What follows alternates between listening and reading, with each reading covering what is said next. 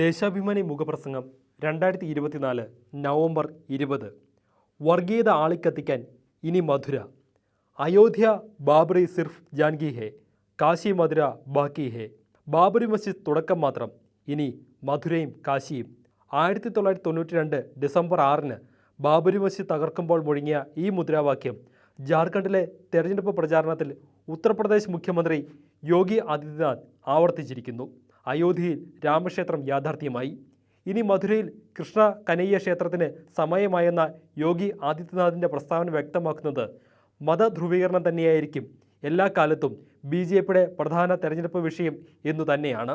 ജാർഖണ്ഡിൽ കേന്ദ്ര ആഭ്യന്തരമന്ത്രി അമിത്ഷാ തുടങ്ങിവച്ച വർഗീയ പ്രചാരണം 10 മടങ്ങ് രൂക്ഷതയോടെ ഏറ്റെടുക്കുകയായിരുന്നു ആദിത്യനാഥ്. മുസ്ലിങ്ങളെ അക്രമികളും അപരിചിതരുമായി ചിത്രീകരിച്ച് ഹിന്ദു വികാരം ഇളക്കിവിടാനുള്ള BJPയുടെ ശ്രമം ഈ തെരഞ്ഞെടുപ്പിലും കണ്ടു.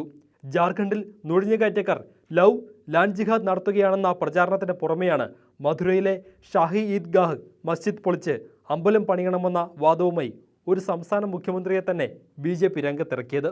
1984 ലോക്സഭാ തെരഞ്ഞെടുപ്പിലുണ്ടായ കനത്ത പരാജയത്തിൽ നിന്ന് ഉയർത്തെണീക്കാൻ BJPക്കായി RSS കണ്ടെത്തി നൽകിയ ആയുധമായിരുന്നു അയോധ്യ രാമജന്മഭൂമി പ്രശ്നം. വിശ്വ ഹിന്ദു പരിഷത്തിന്റെ ആദ്യ ധർമ്മ സൻസദ് രാമജന്മഭൂമിയുടെ വിമോചനം ലക്ഷ്യമായി പ്രഖ്യാപിച്ചു. അത് ഏറ്റെടുത്ത് പ്രക്ഷോഭത്തിനിറങ്ങിയ BJP അധ്യക്ഷൻ ലാൽകൃഷ്ണ അദ്വാനി അന്നും പിന്നീടും പറഞ്ഞിരുന്നത് അയോധ്യ വീണ്ടെടുത്താൽ പിന്നെ മറ്റ് ആരാധനാലയങ്ങളുടെ മേലൊന്നും അവകാശവാദം ഉന്നയിക്കില്ലെന്നായിരുന്നു. അതേസമയം സംഘപരിവാറിന് കീഴിലുള്ള തീവ്ര സംഘടനകൾ വഴി ഇതിന് വിരുദ്ധമായ നിലപാടും പ്രചാരണങ്ങളും തുടരുകയും ചെയ്തു. ഇപ്പോൾ BJP തന്നെ അത് ഏറ്റെടുക്കുന്നു എന്നതാണ് ആദിത്യനാഥിൻ്റെ വാക്കുകൾ വെളിപ്പെടുത്തുന്നത്. ബാബറി മസ്ജിദ് തകർത്ത സ്ഥലത്ത് ക്ഷേത്രം പണിയാൻ അനുവാദം നൽകിക്കൊണ്ടുള്ള സുപ്രീം കോടതി വിധി വന്നതിന് പിന്നാലെ കാശിയിലെ ജ്ഞാൻവാപി പള്ളിക്കും മധുരയിലെ ഷാഹി ഈദ്ഗാഹ് മസ്ജിദിനുമെതിരായ നീക്കങ്ങൾ സംഘപരിവാർ ആരംഭിച്ചിരുന്നു. ഷാഹി ഈദ്ഗാഹ് പള്ളിയിൽ സർവേ നടത്താൻ അലഹബാദ് ഹൈക്കോടതിയിൽ നിന്ന് ഉത്തരവ് സംവദിക്കാനും അവർക്ക് കഴിഞ്ഞു. ഉത്തരവ് സ്റ്റേ ചെയ്ത സുപ്രീം കോടതിയുടെ പരിഗണനയിൽ വിഷയമിരിക്കെയാണ് ഭരണഘടനയോട് ഉത്തരവാദിത്തം പുലർത്തേണ്ട ഒരു മുഖ്യമന്ത്രി ക്ഷേത്ര നിർമ്മാണ പ്രചാരണവുമായി പരസ്യമായി രംഗത്തെത്തിയിരിക്കുന്നത്.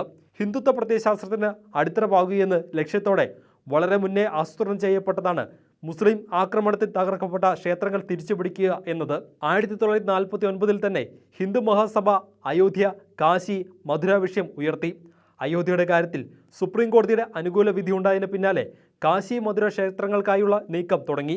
ബാബറി മസ്ജിദ് പൊളിക്കുന്നതിന് 1984 രൂപ നൽകിയ രാമജന്മഭൂമി മുക്തി യജ്ഞസമിതിയുടെ മാതൃകയിൽ കാശി ജ്ഞാൻവാപി മുക്തി യജ്ഞസമിതിക്കും ശ്രീകൃഷ്ണ ജന്മഭൂമി മുക്തി ആന്തോളൻ ട്രസ്റ്റിനും സംഘപരിവാർ രൂപം നൽകിയിട്ടുണ്ട്. ഹിന്ദുത്വ പ്രത്യയശാസ്ത്രത്തിന് ഊർജം പകരുന്ന വിധ്വംസക പ്രവർത്തനങ്ങൾക്കായി സംഘപരിവാറിൻ്റെ വിവിധ ഘടകങ്ങൾ അണിയറയിൽ പ്രവർത്തനം തുടരുകയാണെന്ന് ഇതെല്ലാം തെളിയിക്കുന്നു. ആയുധങ്ങൾ സജ്ജമാക്കി അനുകൂല സാഹചര്യം ഒരുങ്ങും വരെ കാത്തിരിക്കുകയെന്ന സംഘപരിവാർ തന്ത്രം അയോധ്യയിൽ നാം കണ്ടതാണ്. അതുതന്നെയാണ് കാശിയും മധുരയും അടക്കമുള്ള ആരാധനാലയങ്ങളുടെ കാര്യത്തിലും അവരുടെ ലക്ഷ്യമെന്നതിൻ്റെ ഉദാഹരണമാണ് ആദിത്യനാഥിൻ്റെ വിഷലിപ്ത വാക്കുകൾ.